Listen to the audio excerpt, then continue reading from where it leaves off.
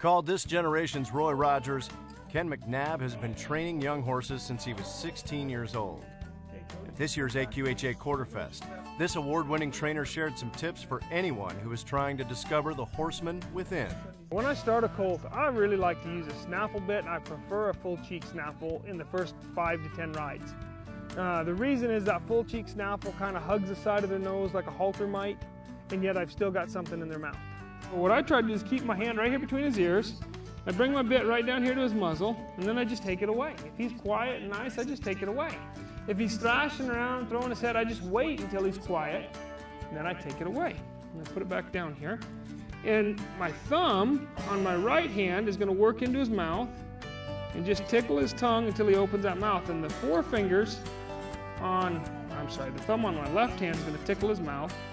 And my thumb and forefingers on my right hand, as he separates those teeth, right there, I'm just going to guide that bit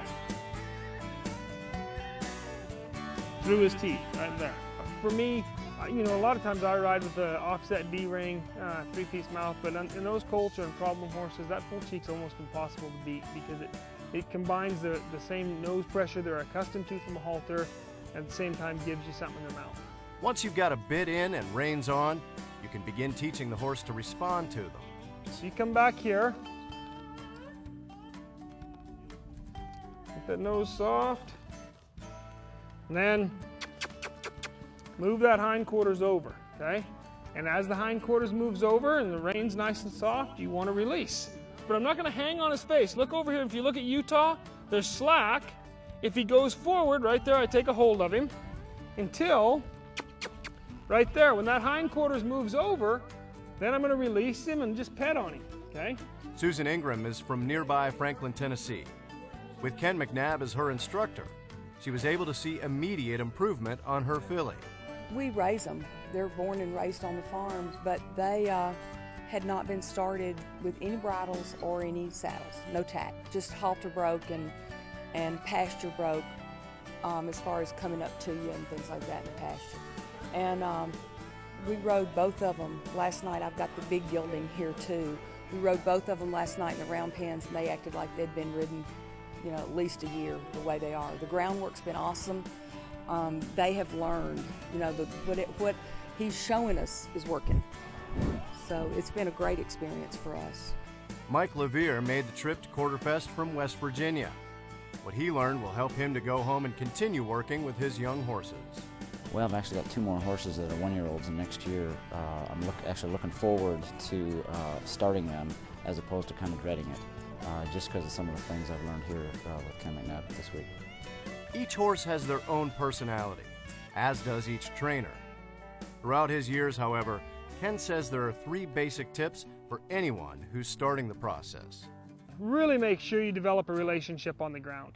If this colt doesn't respect you and doesn't trust you on the ground, then whatever happens on his back is only going to get worse. So develop that relationship on the ground. Put him in the round pen or put him on the end of a lead rope. I don't care if you put him in a square pen, but convince him you can move his feet. But then here's tip number 2. You're not trying to run him to death. You're not trying to exhaust him. You want to move his feet, give him a chance to show you he respects you. That's it.